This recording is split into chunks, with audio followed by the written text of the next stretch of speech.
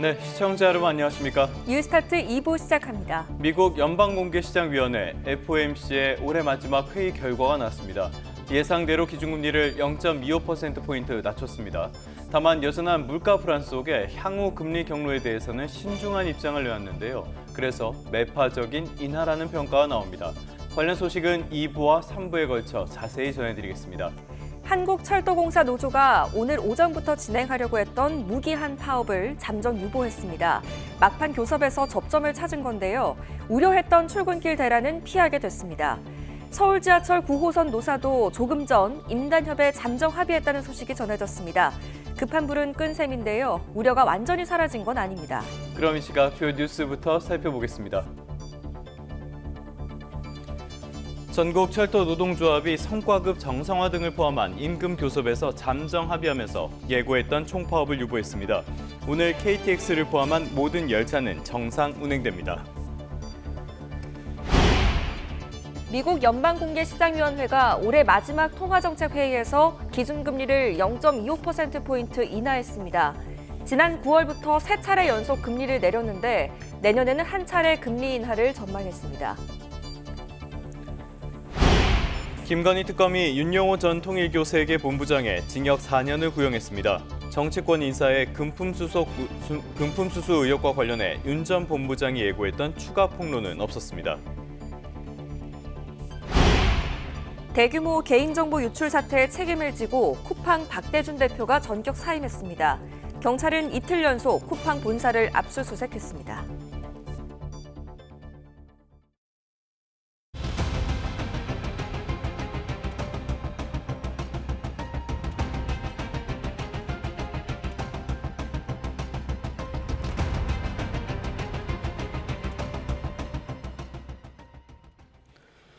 네, 첫 소식입니다. 오늘 아침부터 무기한 총파업을 예고했던 한국철도공사 노조가 파업을 유보했습니다.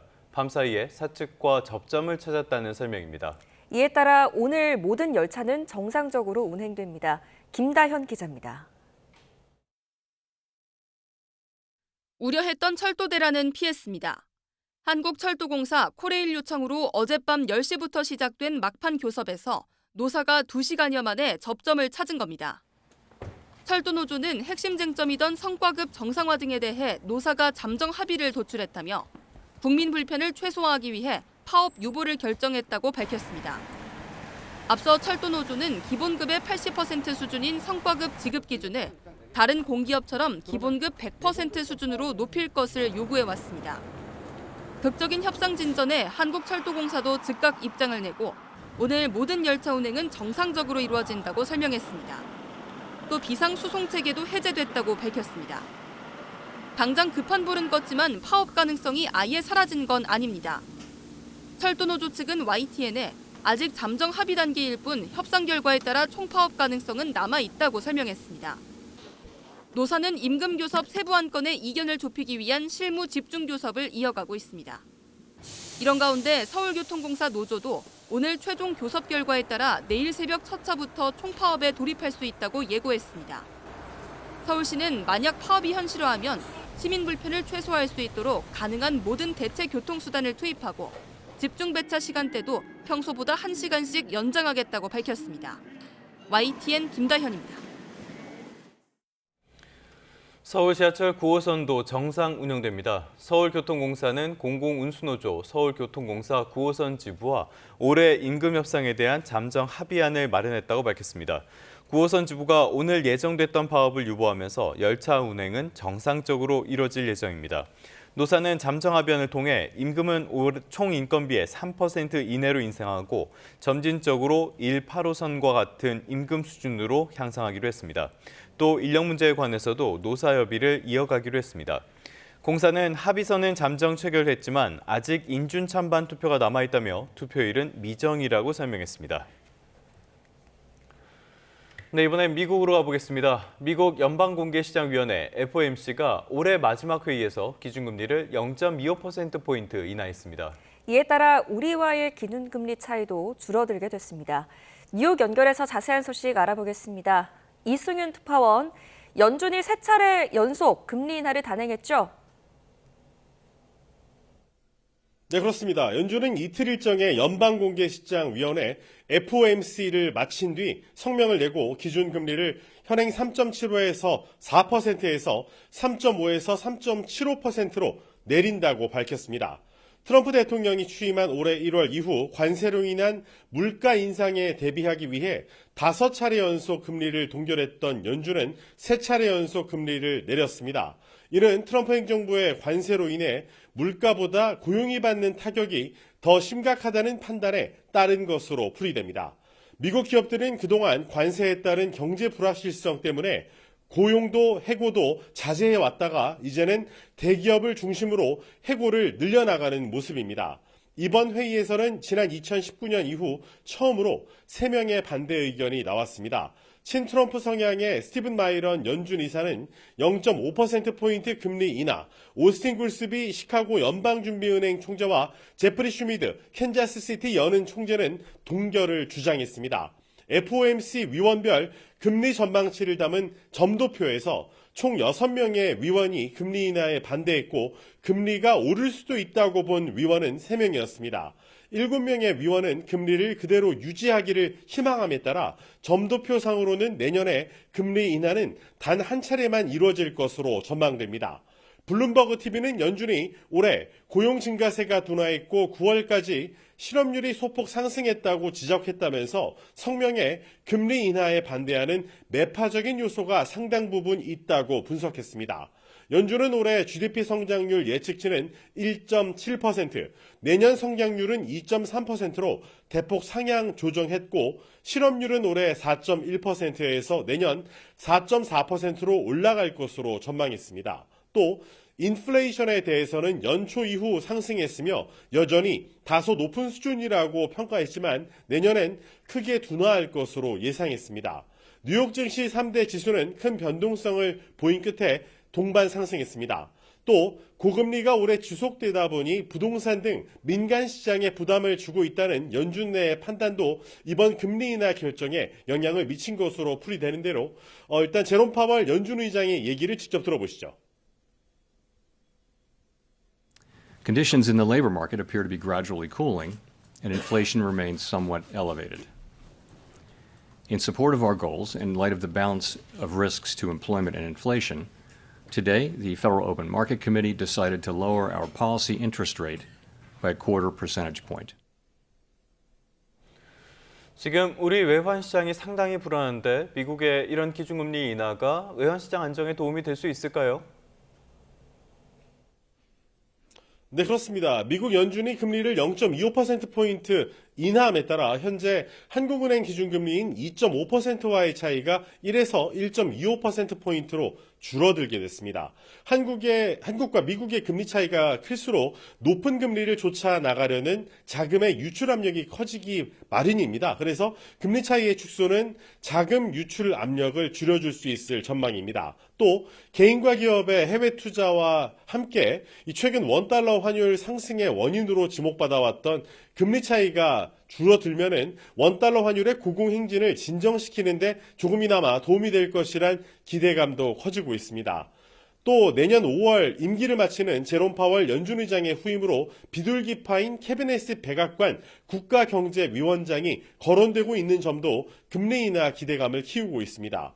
해시은 그동안 파월 의장에게 온갖 수모를 안기면서 금리 인하를 압박해왔던 트럼프 대통령의 기대를 채워줄 대표적인 금리 인하론자로 꼽힙니다. 반대로 한국은행은 최근 금리 인하 사이클을 끝내고 동결을 예고한 상태여서 내년에도 한국과 미국의 금리 차이는 더 축소될 가능성이 있습니다. 미국 연준의 금리 인하가 원달러 환율 안정에 도움이 되는 요인으로 작용하겠지만 그렇다고 곧바로 이 환율이 예전 수준으로 내릴 것으로 기대하기는 좀 어려울 상황입니다.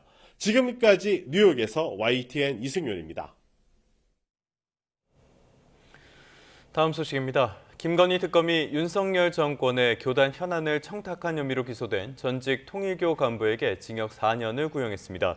특검은 어제 서울중앙지방법원에서 열린 결심 공판에서 청탁금지법 위반 등의 혐의를 받는 윤용호 전 통일교 세계본부장에게 징역 4년을 선고해달라고 요청했습니다. 특검은 윤 전 본부장이 통일교의 2인자로서 한학자 총재 지시에 따라 범행을 주도하며 정치 세력과 결탁해 공권력을 부당하게 이용해 중형이 불가피하다고 밝혔습니다. 재판부는 윤 전 본부장의 1심 선고 기일을 다음 달 28일 오후 3시에 열기로 했습니다.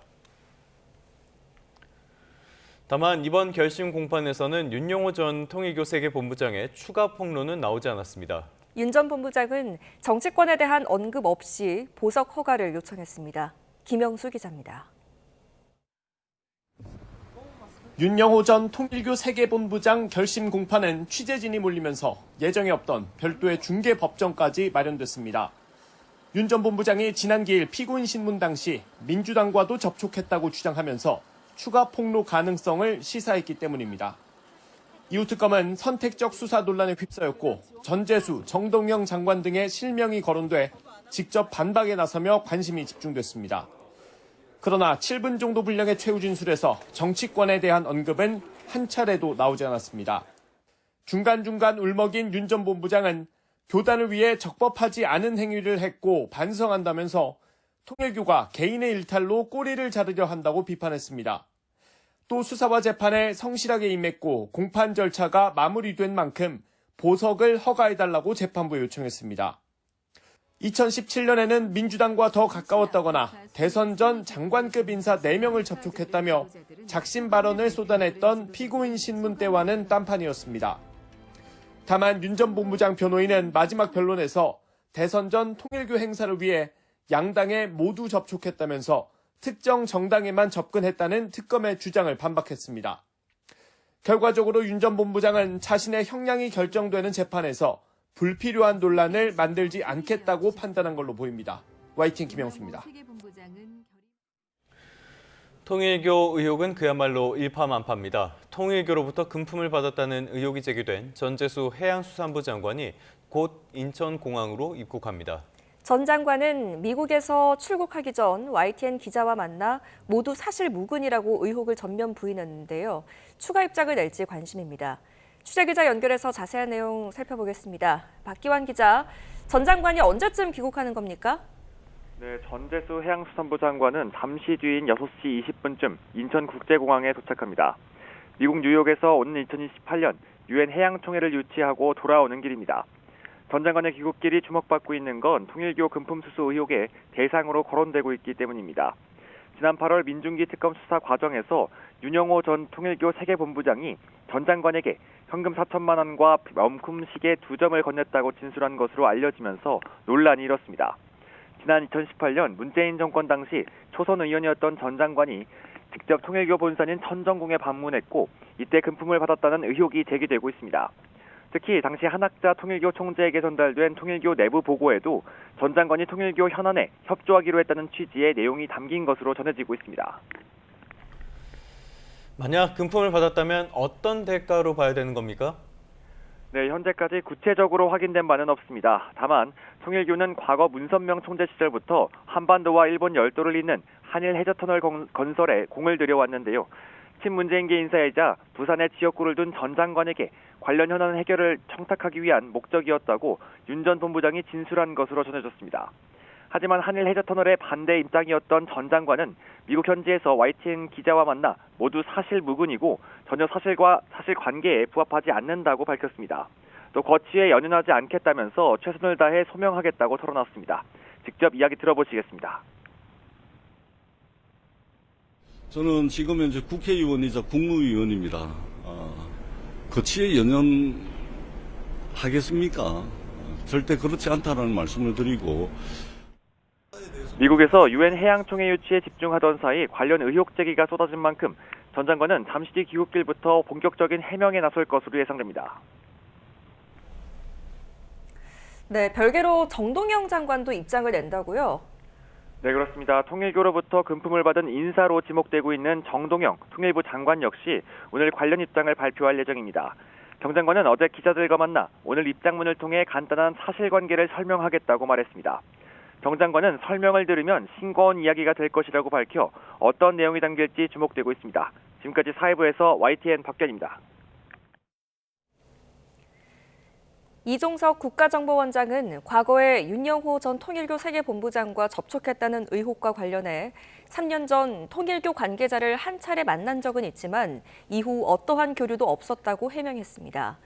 이 원장은 지난 2022년 초 통일교 관계자가 지인을 통해 북한 문제에 대해 할 얘기가 있다며 면담을 요청해와서 지인을 대동하고 세종연구소 연구실에서 한 차례 만난 바 있다고 말했습니다. 그러나 그 이후 통일교 측과 어떠한 접촉이나 교류도 없었다고 밝혔습니다. 네, 이번엔 정치권으로 와보겠습니다. 광주를 찾은 더불어민주당 지도부가 내란 척결 기조를 다시 한번 확인하면서 연내 내란 전담 재판부 법처리 의지를 다졌습니다. 위헌 소지는 최소화하되 필요하다면 다른 법안 처리 시기도 조절하겠다는 기류인데요. 국민의힘은 결사항전을 외치며 천막 농성에 돌입했습니다. 강민경 기자입니다. 광주를 찾은 민주당 지도부는 역대 최대 규모인 24조 원 호남 예산을 확보했다고 선물 보따리를 풀면서도 내란 척결 의지를 거듭 다졌습니다. 독일이 나치를 단죄했듯 내란 세력을 청산하겠다며 그 첫 단계인 사법개혁으로 두 가지 방안을 콕 집었습니다. 우리도 독일처럼 해야 됩니다. 내란 전담 재판부와 2차 종합특검 등 가용할 수 있는 모든 방법을 동원하여 지도부는 내란 전담 재판부 설치법을 최우선에 두고 연내 처리를 밀어붙인다는 계획입니다. 대신 위헌 소지나 재판 지연 논란이 없도록 법무부의 판사 추천권을 배제하는 방향으로 2심부터 하자는데 공감대를 모았습니다. 법 왜곡죄는 내년으로 일단 미뤘고 법원행정처 폐지 등 사법부 힘 빼기 작업도 수기를 이어간다며 한 발 물러섰습니다. 이재명 대통령이 민주당 투톱과 만찬에서 개혁 입법은 국민 눈높이에 맞추라고 주문한 게 영향을 미쳤을 거란 해석이 나옵니다. 내란 청산과 국가 정상화를 위한 개혁과 민생 법안을 처리하는 데 주저하지 않을 것입니다. 국민의힘은 법안 철회가 아니면 협상은 없다며 국회 본관 앞에 천막을 치고 릴레이 농성을 시작했습니다. 내란 전담 재판부 등 민주당 사법개혁안을 5대 악법으로 규정한 뒤 여론 총공세에 나섰습니다. 민주주의를 버티고 있는 마지막 뚝인 사법부, 이 모든 것을 무력화하겠다고 하는 것이 우원식 국회의장이 나경원 의원의 필리버스터를 강제로 중단시킨 걸 고리로 국민 입틀막 프레임까지 더해 8대 악법으로 투쟁 전선을 넓혔습니다. 그야말로 전체주의 국가로 나아가는 전체주의 8대 악법입니다. 민주당 입장에선 앙숙인 제1야당의 반발에 더해 내란 재판부는 위헌이라며 제동을 거는 우당, 조국혁신당의 존재가 부담입니다. 진짜 친구는 잘못을 지적해야 합니다. 쌀을 제대로 씻지 않고 밥을 지으면 돌을 씹다가 이가 깨집니다. 여야 극한 대치를 기회 삼아 캐스팅 보터로 지방선거 전에 존재감을 키우려는 의도가 읽힙니다. 민주당이 어떻게 혁신당을 달랠지도 쟁점 법안 처리의 변수가 될 수 있습니다. YTN 강민경입니다. 천대엽 법원 행정처장이 내란 전담 재판부를 포함한 이른바 사법개혁 법안에 대해 감성적, 정치적인 차원보다는 법리적인 차원에서 접근해야 한다는 게 대부분 법률가의 의견이라고 밝혔습니다. 천 처장은 국회 법제사법위원회 전체 회의에서 정부의 국민주권 실현을 위해 충정을 위해 드리는 말씀으로 생각해 주길 바란다며 이같이 말했습니다. 천 처장은 역사적인 재판이 혹시라도 위헌성 시비로 인해 장기간 진행되지 않거나 위헌 판결을 받아 무효화되면 그에 따른 사법적, 역사적인 책임을 법원이 뒤집어써야 하는 중대한 기로라고 강조했습니다. 국민의힘 인요한 의원이 비상계엄 이후 이어진 불행을 극복해야 한다면서 비례대표직에서 전격 사퇴했습니다. 흑백 진영 논리를 극복해야 한다고 말했는데 정치 환영에 무력감을 느낀 것으로 보입니다. 박기재 기자입니다. 대한민국 1호 특별 귀화자 푸른은의 한국인은 의사 가운을 벗고 2년 전 국민의힘 혁신위원장으로 긴급 수혈됐습니다. 듣고 변하고 희생할 각오가 돼 있어요. 와이프하고 아이만 빼고 다 바꿔야 된다. 윤석열 정부 집권 여당의 혁신을 이끌다 42일 만에 물러난 뒤 비례대표로 금배지를 달았습니다. 그리고 1년 6개월 본업으로 돌아간다면서 의원직 사퇴를 전격 선언했습니다. 인 의원은 기득권을 내려놓고 국민 통합에 기여하겠다. 진영 논리만 따라가는 정치 행보가 국가 발전의 장애물이다. 힘줘 외쳤습니다. 흑백 논리와 진영 논리는 벗어나야지만 국민 통합이 가능하다고 생각합니다.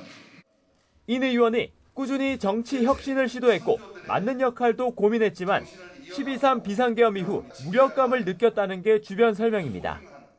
윤 정부의 계엄 이후 지난 1년간 이어지고 있는 불행한 일들은 대한민국 미래를 위해 극복해야 할 일이라고 생각합니다. 인 의원은 회견 전에 장동혁 대표 등과 면담했고 회견 이후 국회의장실을 찾아 사퇴 의사를 전달한 것으로 전해졌습니다. 깜짝 사퇴에 여야 모두 아쉬움을 표했습니다. 하지만 국민의힘은 극단적인 진영 논리와 정부 여당의 폭주를 지적했고 민주당은 발목 잡기와 의사진행 방해를 언급하며 신경전을 펼쳤습니다. 인 의원의 비례대표 빈자리는 휠체어 타는 변호사로 유명한 이소희 전 세종시 의원이 승계할 예정입니다. 흑백 진영 논리를 끊어야 한다는 인 의원의 마지막 발언이 나온 날에도 국민의힘은 당원 게시판 내용으로 시끄러웠고 여야는 상임위 곳곳에서 고성 충돌했습니다. YTN 박희재입니다. 네, 대통령실로 가보겠습니다. 이재명 대통령이 반도체 기업들과 만나 남북권의 산업 생태계를 구축해 국토 균형 발전에도 힘써줄 것을 당부했습니다. 그러면서 금산분리 원칙을 훼손하지 않는 선에서 반도체 산업 지원 방안을 거의 다 마련했다고 말했습니다. 정인용 기자입니다. 이재명 대통령이 인공지능 시대의 핵심 기반인 반도체 산업을 육성하기 위해 보고회를 열었습니다. 발표자로 나선 김정관 산업통상부 장관은 메모리 반도체 1위의 초격차를 유지하고 인공지능용 반도체를 설계하는 팹리스 규모를 10배 확장하겠다는 포부를 밝혔습니다. 특히 산업의 지속적 성장을 위해선 남북권으로 생태계를 확장해야 한다며 규제 완화, 재정 우대를 역설했는데 이 대통령도 여기에 힘을 실었습니다. 재생에너지가 풍부한 남쪽 지방으로 좀 눈길을 돌려서 그 지역에서 좀 새로운 산업 생태계 이런 것들을 좀 구축하는 데 관심 가져주시기를 부탁드립니다. 업계에서는 반도체 분야 초대형 투자를 개별 기업이 홀로 하기에 어려움이 있다는 건의도 나왔습니다. 대규모 자금을 번 뒤에 투자하다간 투자 시기를 놓칠 우려가 큰 만큼 선제적이고 동시다발적 투자가 가능하도록 규제를 완화해달라는 겁니다. 그러자 이 대통령은 금융과 산업 자본을 분리하는 이른바 금산분리 원칙을 훼손하지 않는 범위 내에서 대안을 준비하고 있다고 언급했습니다. 금산분리라고 하는 것을 훼손하지 않는 범위 내에서 실질적인 대책을 지금 마련하고 있는데 거의 다 된 것 같아요. 앞서 이 대통령은 인공지능 투자와 인프라 등 다양한 분야 글로벌 대표 주자들을 만나며 협력을 도모해왔습니다. 이번엔 인공지능의 필수제이자 우리 주력 분야이기도 한 반도체 산업의 발전 방향성을 분명히 한 건데 인공지능 강국 도약에 박차를 가하기 위한 행보로 풀이됩니다. YTN 정인용입니다.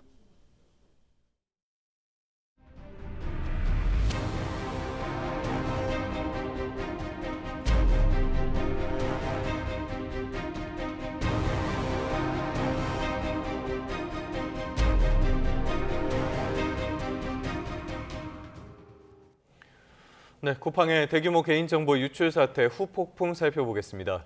이용자들의 소송 제기가 갈수록 늘고 있는데요. 벌써 30만 명 가까이 참여한 것으로 나타났습니다. 경찰의 쿠팡 본사 압수수색은 이틀째 이어졌습니다. 윤태인 기자입니다. 쿠팡의 대규모 개인정보 유출 사태와 관련해 피해를 보상하라는 움직임이 빠르게 확산하고 있습니다.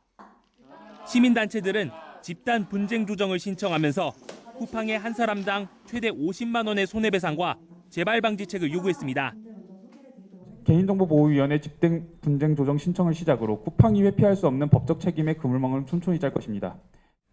포털 사이트에서는 쿠팡을 상대로 단체 소송을 준비한다는 카페가 60여 곳 등장했습니다. 실제 법무법인과 법률사무소 등을 통해 소송에 참여 의사를 밝힌 사람은 28만 명이 넘습니다.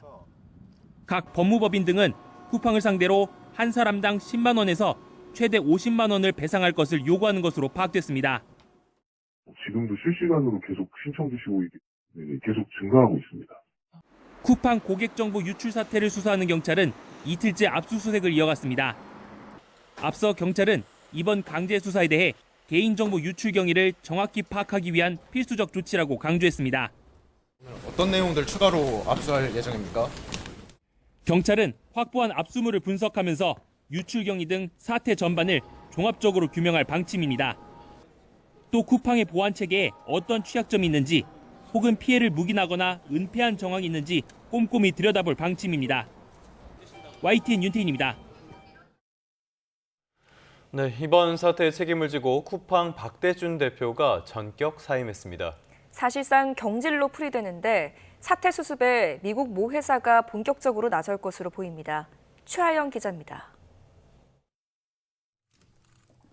쿠팡의 개인정보 유출 사실이 알려진 지 11일 만에 박대준 대표가 자리에서 물러났습니다. 박 대표는 국민께 실망드려 매우 송구스럽게 생각한다며 사태의 발생과 수습 과정에서의 책임을 통감하고 모든 직위에서 물러나기로 했다고 밝혔습니다. 사태가 커지면서 사실상 경질된 것으로 풀이됩니다. 박 대표는 그동안 정보 유출 사태는 자신의 책임이라는 입장을 거듭 밝혀왔습니다.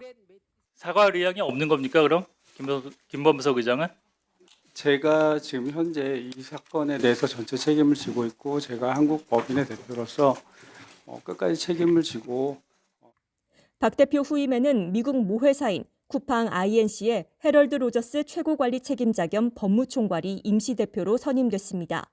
내부에선 창업주인 김범석 쿠팡 의장의 복심으로 평가받는 것으로 알려졌습니다. 로저스 임시대표는 고객 불안 해소와 함께 위기를 수습하고 조직 안정화에 주력할 것으로 보입니다. 그동안 한국 법인이 사태 대응을 해왔지만 전관 채용 논란과 부실한 사과문 등으로 비판받은 만큼 앞으로는 미국 법인이 적극 나설 전망입니다. 다만 김범석 의장이 증인으로 채택된 17일 청문회를 앞두고 외국인 임시대표를 내세운 것은 책임 회피 아니냐는 우려의 목소리도 나옵니다. 쿠팡은 이번 사태에 대해 거듭 사과하면서 정보 보안을 강화하고 신뢰 회복에 최선을 다하겠다고 밝혔습니다. YTN 최하영입니다. 쿠팡이 서버에 대한 불법적 접속으로 발생하는 손해에는 책임지지 않는다는 면책 규정을 지난해 이용약관에 추가해서 정부가 개선을 요구했습니다. 개인정보보호위원회는 어제 전체 회의를 열고 개인정보 유출과 관련한 쿠팡 대응과 개인정보 처리 실태를 점검하고 이같이 의결했습니다. 개인정보위는 쿠팡의 이용약관이 고의, 과실로 인한 손해에 대해 회사의 면책 여부나 입증 책임에 대해 불분명하게 규정해 보호법 취지와 어긋나는 측면이 있다고 판단했습니다. 이와 함께 쿠팡이 회원 탈퇴 절차가 복잡하고 탈퇴 메뉴를 찾기 어렵게 구성해 개인정보보호법 위반 소지가 있다고 판단하고 탈퇴 절차를 간소화하라고 의결했습니다. 사건 사고 한 줄 뉴스입니다. 김영현 전 국방부 장관의 변호인들이 법정 질서 위반을 이유로 한 감치 선고에 불복해 항고했지만 받아들여지지 않았습니다. 2019년부터 두 자녀의 양육비로 9천만 원가량을 미지급한 혐의로 재판에 넘겨진 전 쇼트트랙 국가대표 김동성 씨가 1심에서 징역 6개월을 선고받았습니다. 서울 구로경찰서는 노모를 폭행해 숨지게 한 혐의로 40대 여성 A씨와 남동생을 긴급 체포해 조사하고 있다고 밝혔습니다. 인천경찰청 반부패 경제범죄수사대는 출장 항공료를 부풀린 혐의로 인천 지역 기초의원 A씨와 공무원, 또 여행사 직원 등 20명을 불구속 상태로 입건해 조사하고 있습니다. 사랑제일교회 전광훈 목사의 내란 선동으로 정신적인 피해를 봤다며 손해배상 소송을 낸 시민 427명이 법원에 재판부 기피 신청을 냈습니다. 경기 이천경찰서는 컬러 프린트로 위조 지폐를 만들어 지인에게 건넨 혐의를 받는 20대 남성 A씨를 구속 상태로 검찰에 넘겼습니다. 지금까지 사건 사고 한 줄 뉴스였습니다. 쌍방울 대북송금 사건 재판에서 핵심 증언을 금품을 받은 뒤에 번복했다는 의혹을 받는 안부수 전 아태평화교류협회장에 대한 구속영장이 기각됐습니다. 서울중앙지방법원은 오늘 안 전 회장이 객관적 사실관계를 인정하고 있고 기본적인 증거는 이미 수집돼 있다며 지금 단계에서 구속할 사유를 인정하기 어렵다고 밝혔습니다. 법원은 안전회장 회의에 관여한 의혹을 받는 쌍방울 그룹 임원 방용철 전 부회장과 박모 전 이사의 구속영장도 기각했습니다. 최근에 태안화력발전소에서 폭발 추정 화재가 있었죠. 이 사고와 관련해서 경찰과 소방, 국과수 등이 현장 합동 감식을 진행했습니다. 또 태안화력발전소 앞에서는 비정규직 노동자 고 김용균 씨의 사망 7주기 추모 행사도 열렸습니다. 오승훈 기자입니다. 차량 여러 대가 태안화력발전소 앞에 멈춰섭니다. 태안화력발전소 화재와 관련해 경찰과 소방, 국과수와 고용노동부 등이 현장 합동 감식에 나선 겁니다. 일단 화재 현장 먼저 파악하고요. 자세한 설명을 드려야 될 것 같습니다. 전날 오후 2시 40분쯤 태안화력발전소 석탄 가스와 복합 발전 설비 1층에서 폭발음과 함께 불이 났습니다. 이 사고로 3층에 있던 60대 작업자 2명이 화상을 입어 병원으로 옮겨졌고 불은 1시간 50분 만에 꺼졌습니다. 태안화력발전소 관계자는 열교환기 보온재 보강 작업 중 불이 시작된 것으로 추정된다고 전했습니다. 경찰은 태안화력발전소 관계자 등을 참고인 신분으로 불러 조사할 예정이라고 밝혔습니다. 이에 앞서 국화를 손에 든 추모 인원들이 화력발전소에서 행진을 이어갑니다. 지난 2018년 컨베이어 벨트에 끼어 숨진 고 김영균 노동자 7주기 추모 행사입니다. 고인의 어머니는 사고 당시 아파했을 아들을 생각하며 추모 조형물에 목도리를 감아줬습니다. 아파했을 거 생각하고 밤새도록 쩔쩔매며 이랬을 것을 생각하니 엄마의 인이 어떻게 아프지 않을 수가 있어요. 어떻게 정말 마음은. 고 김영균 씨 사망사고를 계기로 중대재해처벌법이 만들어졌지만 지난 6월 김춘현 씨가 태안화력에서 기계에 끼어 숨지는 등 하청업체 노동자들의 노동 환경은 크게 바뀌지 않았습니다. 위험하고 더럽고 힘든 일을 주로 해요. 그걸 하면 할수록 노동자들은 위험에 계속 노출이 되니까 원청은 그런 걸 제대로 해주질 않아요. 그러니까 위험의 외조화가 계속 되는 거죠. 시민사회단체와 노동계 인사들은 정부를 향해 산재 위험에 노출된 고질적인 외조화 문제를 개선해달라고 촉구했습니다. YTN 오승훈입니다. 안창호 국가인권위원장이 진보단체의 저지로 끝내 인권의 날 기념식에 참석하지 못했습니다. 행사에 참석할 자격이 없다며 진보단체가 안 위원장의 입장을 막은 건데 인권위 안팎에서 사퇴 촉구가 이어지고 있습니다. 송수연 기자입니다. 인권의 날 기념식이 열리는 행사장 앞에 팻말을 든 진보단체와 보수단체 회원들이 가득합니다. 안창호 인권위원장이 로비에 들어서자 진보단체 회원들이 앞을 가로막으며 기념식 참석을 제지합니다. 이들은 안 위원장이 차별금지법 제정에 사실상 반대하고 비상계엄을 옹호하는 태도를 보였다며 비판했습니다.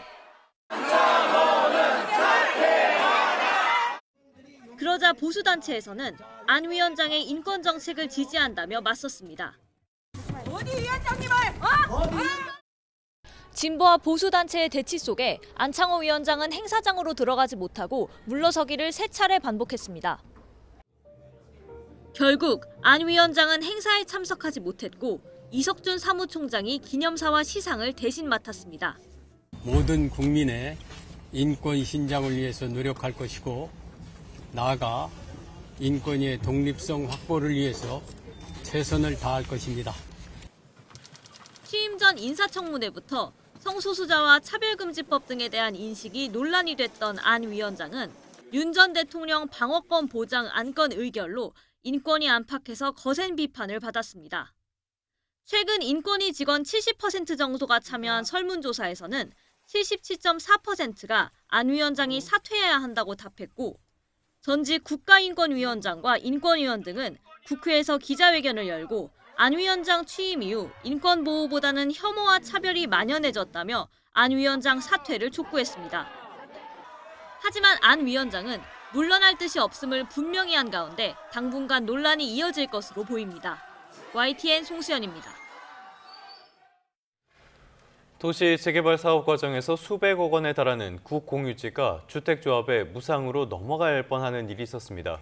이걸 막은 신고자에게 역대 최고액인 18억 원의 부패 신고 보상금이 지급됐습니다. 홍선기 기자입니다.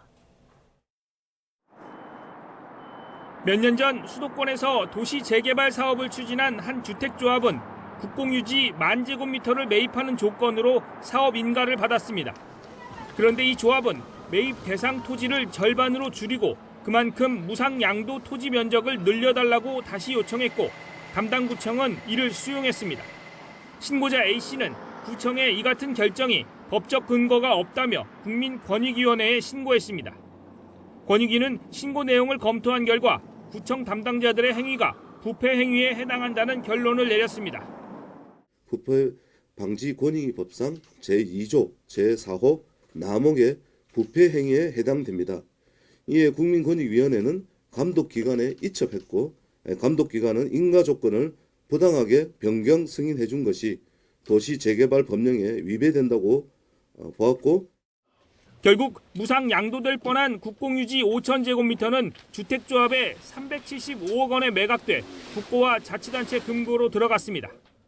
권익위는 토지 판매 대금 375억 원을 근거로 신고자에게 부패 신고 보상금 18억 원을 책정해 지급했다고 밝혔습니다. 이는 지난 2002년 부패 신고 보상금 제도가 도입된 이후 개인에게 지급하는 역대 최고 금액입니다. 지금까지는 지난 2015년 원가를 부풀려 폭리를 취한 업체를 신고한 사람에게 지급됐던 11억 원이 최고액이었습니다. 주택조합이 매입해야 할 국공유지를 무상 양도해준 구청 담당자들은 감사를 통해 징계를 받은 것으로 확인됐습니다.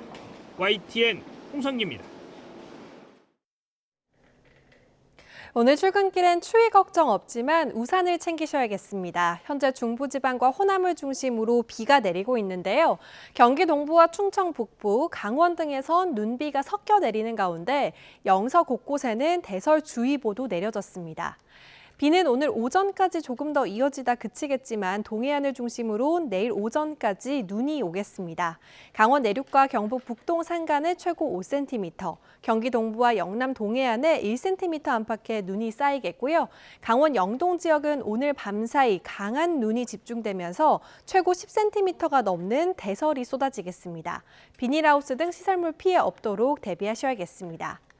비구름 뒤로는 국외 미세먼지가 유입되겠습니다. 서쪽 지역은 오후에, 대구 경북 지역은 저녁에 일시적으로 나쁨 수준으로 오르겠습니다. 현재 기온은 어제 같은 시각보다 4도 정도 높게 출발하고 있습니다. 이 시각 서울이 5.2도, 대구는 4.7도 보이고 있습니다.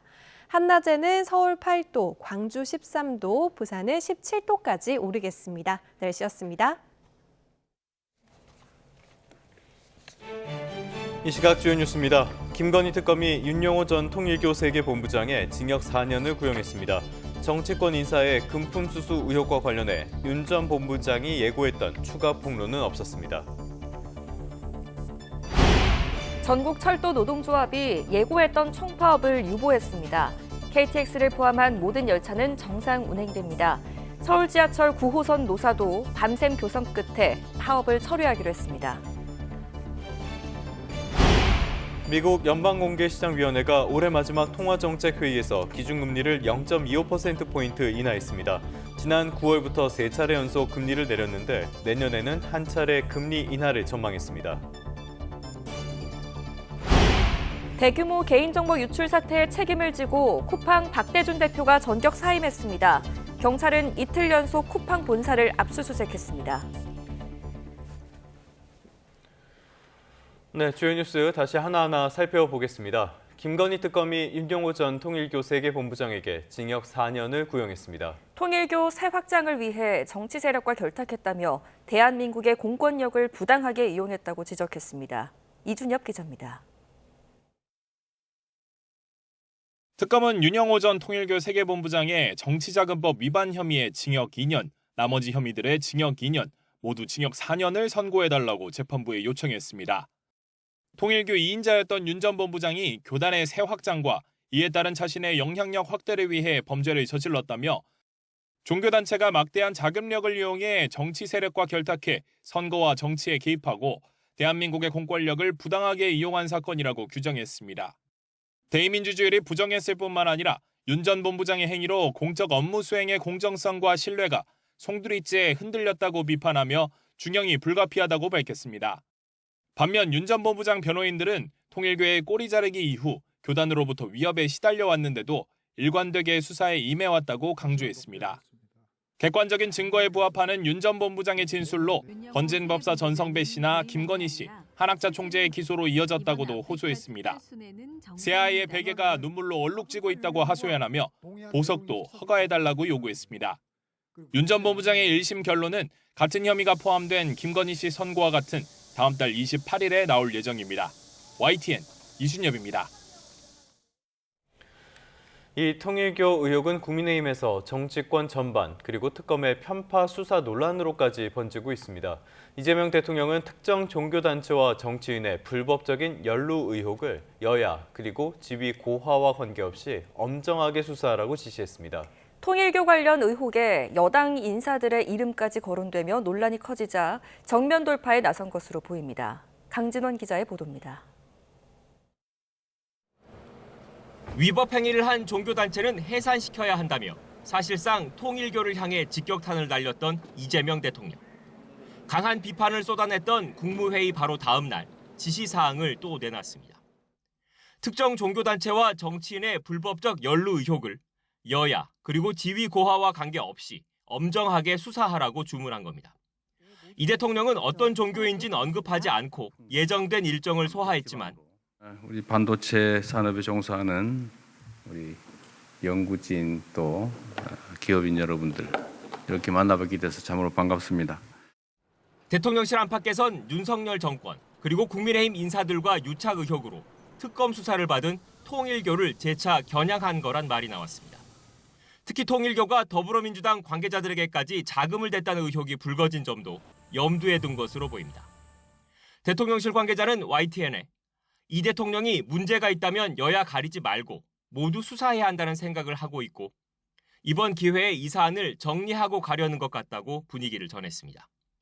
야당 등의 공세가 갈수록 거세지는 상황에서 잘못한 게 있다면 여권 인사라도 일벌백계 하겠다는 의지를 강조하며 정면 돌파에 나섰다는 의미입니다.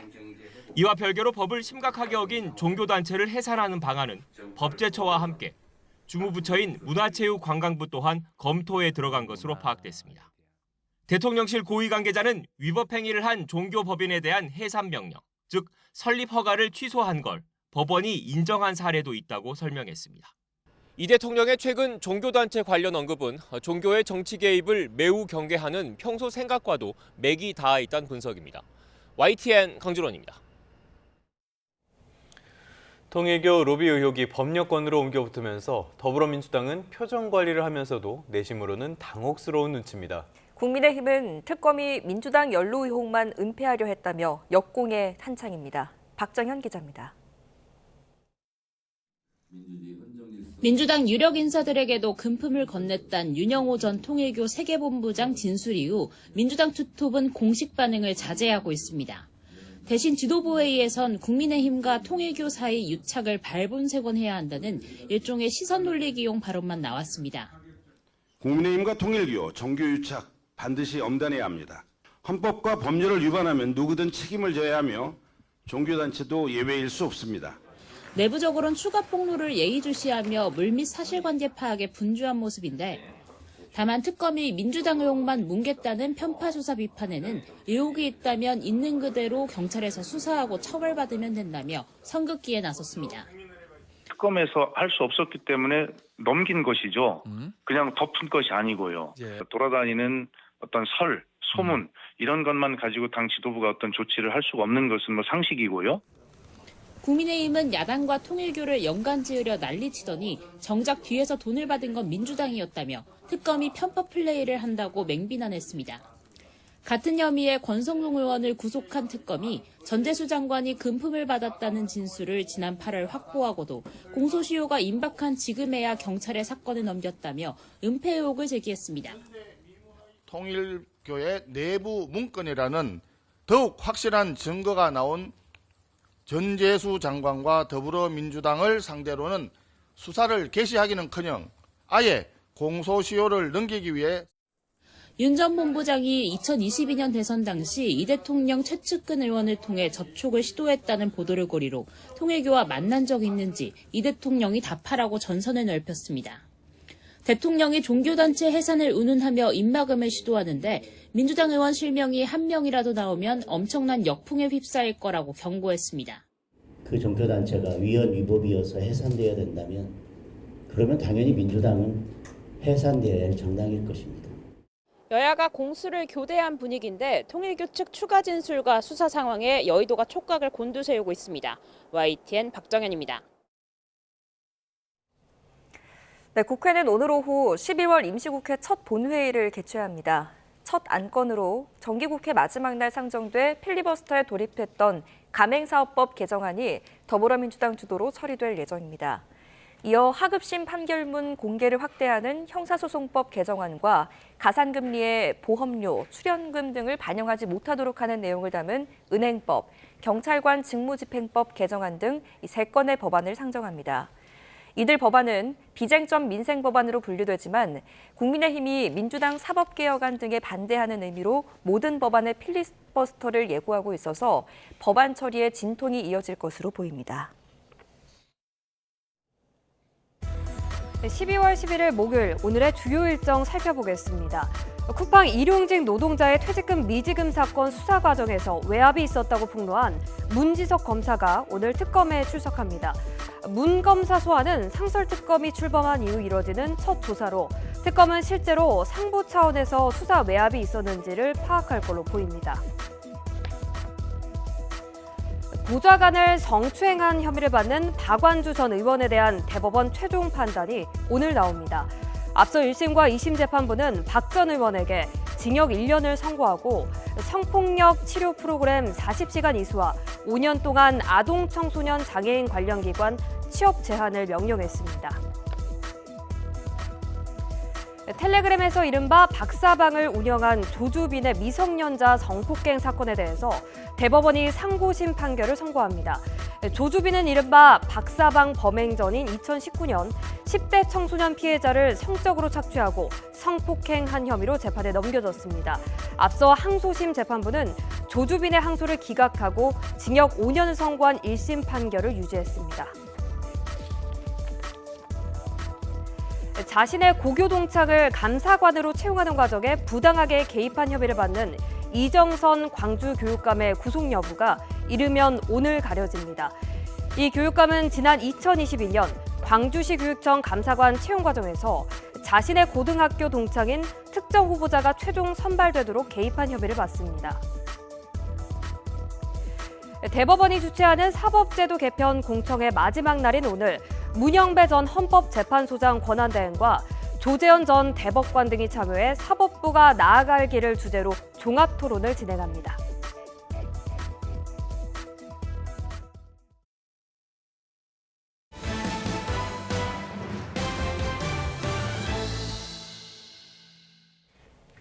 네, 앞서 전해드린 것처럼 통일교의 의혹들이 지금 일파만파로 퍼져나가고 있습니다. 현금과 명품 시계를 받았다는 의혹을 받고 있는 전재수 해양수산부 장관이 미국 뉴욕 출장을 마치고 조금 전에 인천공항에 도착했습니다. 네, 잠시 뒤 출국장에서 간단한 입장을 밝힐 것으로 보이는데요. 지금 현장 화면 함께 보시죠. 네, 지금 현장 화면을 보고 계시는데요. 지금 전재수 장관이 뉴욕에서 도착을 했습니다. 그래서 어떤 내용을 이야기를 할지 이 부분에 관심이 가고 있는데요. 저희가 전재수 장관 잠시 뒤에 입장을 밝히는 자리 다시 한번 라이브로 연결해서 생생한 소식 전해드리도록 하겠습니다.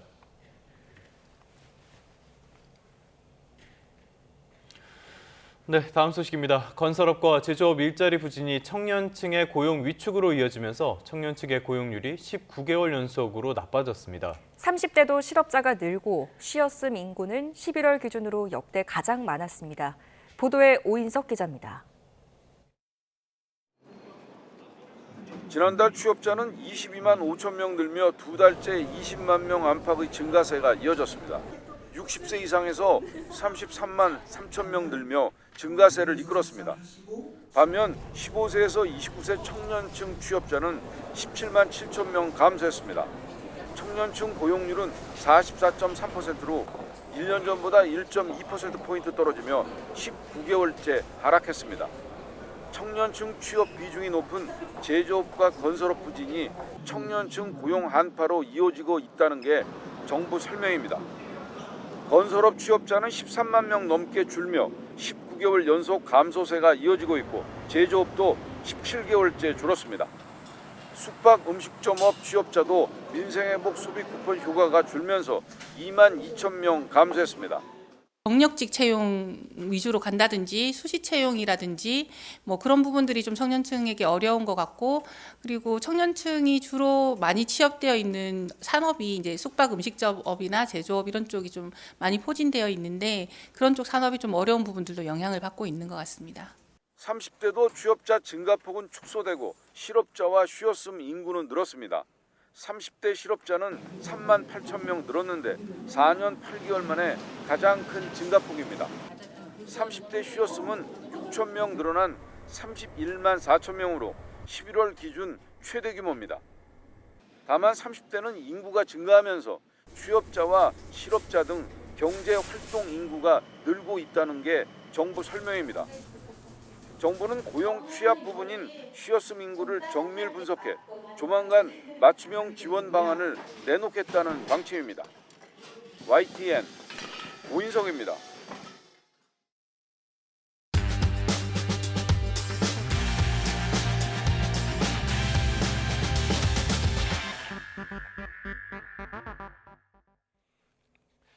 (12월 11일) 목요일 스타트 브리핑 시작합니다. 오늘도 쿠팡 관련 기사 먼저 보겠습니다. 탈쿠팡을 하고 싶어도 즉시 탈퇴가 불가능한 걸로 드러났습니다.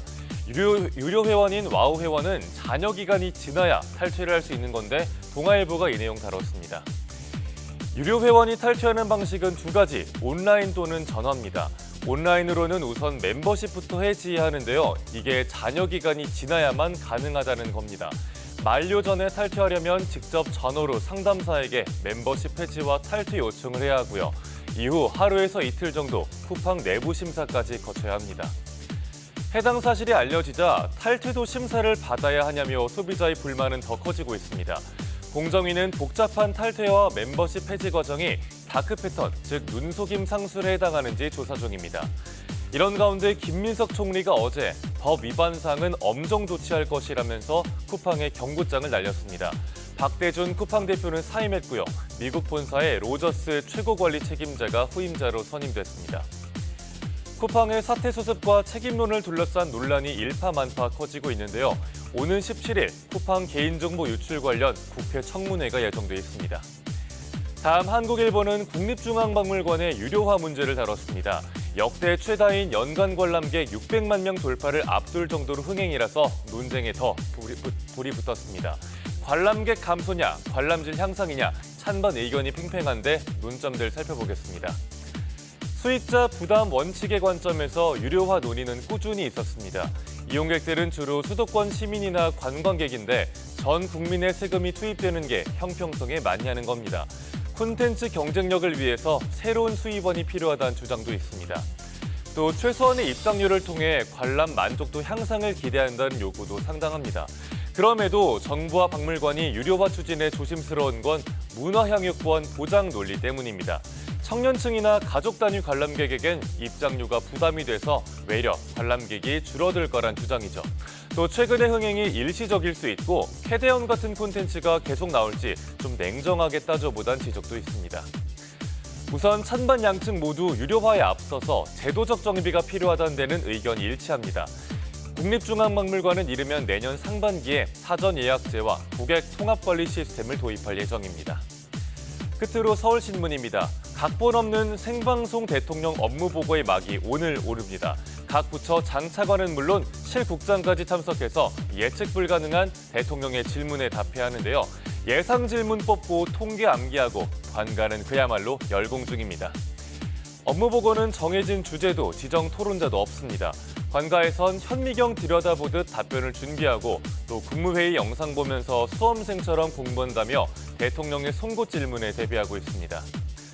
이 대통령은 각 지역을 순회하며 228개 공공기관의 업무 보고를 받을 예정입니다. 첫날인 오늘은 기재부를 시작으로 농림부와 노동부를 찾습니다. 각 부처가 주요 성과와 보완점을 보고하고 대통령과 자유토의를 하는 식으로 이루어지는데요. 원래 부처별 업무 보고는 연초 진행이 관례였지만 올해는 대통령 지시로 연말에 잡혔습니다. 부처별 업무 보고가 생중계되는 건 역대 정부 처음입니다. KTV와 유튜브 등을 통해 생중계되고요. 외교, 안보 등 보완이 필요한 부분만 비공개로 전환될 예정입니다. 12월 11일 아침 신문 살펴봤습니다. 지금까지 스타트 브리핑이었습니다.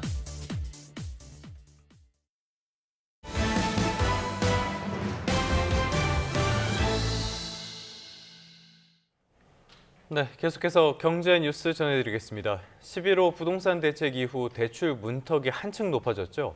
지난달 가계대출 증가세가 한풀 꺾였습니다. 특히 은행권의 주택담보대출은 1년 8개월 만에 가장 낮은 증가폭을 기록했습니다. 손효정 기자입니다. 은행과 제2금융권의 가계대출은 11월 한 달 동안 4조 1천억 원 늘었습니다. 증가 규모가 10월보다 8천억 원 줄면서 오름세가 더뎌졌습니다. 주택담보대출도 2조 6천억 원 증가에 머물며 오름폭이 20%가량 축소됐습니다. 은행권으로 좁혀보면 이런 둔화 흐름은 더 뚜렷합니다. 한 달 사이 1조 9천억 원 늘며 10월의 절반 수준에 그쳤습니다. 특히 주담대는 7천억 원 증가했는데 지난해 3월 이후 1년 8개월 만에 가장 낮은 오름폭입니다. 은행권 대출 문턱이 높아지면서 수요가 카드, 보험사 등으로 이동해 오히려 2금융권 가계대출은 2조 원 넘게 늘었습니다. 신용대출을 포함한 기타 대출은 주식 투자 확대로 10월과 비슷한 수준을 유지했습니다. 한국은행은 은행이 가계대출 총량 관리에 나서고 전세자금 수요도 줄면서 전체적으로 주담대 증가폭이 크게 줄었다고 평가했습니다. 다만 10.15 대책 이전 늘어난 주택 거래량이 시차를 두고 반영될 수 있는 만큼 시장 상황을 더 지켜봐야 한다고 덧붙였습니다. 연말 연초에는 부채채권 매상각, 상여금 유익 등 계절적 요인으로 증가세가 둔화될 것으로 예상되나 주택거래와 관련한 기조적인 증가 압력이 지속되고 있다는 점에는 유의할 필요가 있겠습니다. 이와 함께 금융당국은 내년 상반기까지 지방 주택담보대출에 대해 2단계 스트레스 DSR 규제를 유지하기로 했습니다. 지난 7월부터 3단계 규제가 시행됐지만 지방 부동산과 건설 경기가 침체된 점을 고려해 적용 시점을 6개월 더 미뤘습니다. 또 전세대출 보증 심사 과정에서 집값 산정 방식도 개선해 세입자가 원하면 최근 6개월 이내 감정평가액을 주택 가격으로 인정하기로 했습니다. YTN 손유정입니다. 요즘 SNS에 가보면 유명인이 등장하거나 방송사 로고가 들어간 뉴스 형식이긴 한데요. 온라인 도박이나 사기성 제품을 판매하는 광고 쉽게 찾아볼 수가 있습니다. 모두 인공지능 기술로 조작한 가짜, 딥페이크 영상들입니다. 강력한 처벌은 물론 유통 경로인 플랫폼에도 책임을 지워야 한다고 전문가들은 말하고 있습니다. 이승은 기자입니다. 한국에서 온 흥미로운 소식입니다. 유명 축구 선수 손흥민 선수가 새로운 공식 앱을 출시하기 위해 강원랜드 카지노에 도착했습니다. 손흥민 선수가 온라인 게임을 출시했다고 보도한 뉴스 채널 YTN과 KBS 등 방송사 화면입니다. 인공지능 기술을 악용해 만든 딥페이크, 거짓 광고들입니다. 호날두와 이정재, 아이유와 BTS RM도 얼굴을 도용당했습니다. 온라인 도박은 그 자체로 불법이지만 합법으로 오인시키기 위해 유명인과 방송사는 물론 강원랜드와 기획재정부 이름까지 동원한 겁니다.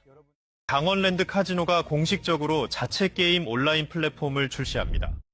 한국소비자원이 지난 8월부터 2달간 한 소셜미디어에서 적발한 딥페이크 도박 사이트 광고 영상만 해도 38건에 이릅니다. 보건 분야도 딥페이크 광고가 판을 치고 있습니다. S대 출신 의사라면서 영양제를 과장 광고하고 붙이기만 해도 살이 빠진다며 사람을 현혹합니다. 3개월 이상만 꾸준히 먹이면 식욕은 줄고 지방은 빠지며 성조숙증 수치까지 안정되죠. 1주 만에 몸에 독소랑 붓기부터 싹 빠져서 허리둘레가 5인치는 줄어요. 정부는 앞으로 인공지능 생성물에는 인공지능 제작물이라는 점을 표시하도록 할 예정입니다. 또 보건 분야 등 허위 과장 광고가 많은 영역은 신속 심사제를 도입하고 긴급 사안은 빨리 차단할 수 있도록 법을 정비하겠다고 밝혔습니다. 자동으로 워터마크가 표시돼서 제공이 되도록 하는 이러한 기술적 조치가 당연히 필요하고요. 플랫폼 기업들이 만약에 이러한 이제 노력들을 하지 않았을 경우에 거기에 일어나는 여러 가지 이제 피해나 책임에 대해서는 또 일부 책임을 면할 수는 없다. 또 징벌적 손해배상제 도입은 물론 허위 과장 광고에 대한 과징금을 대폭 상향할 것이라고 밝혔습니다. YTN 이승은입니다.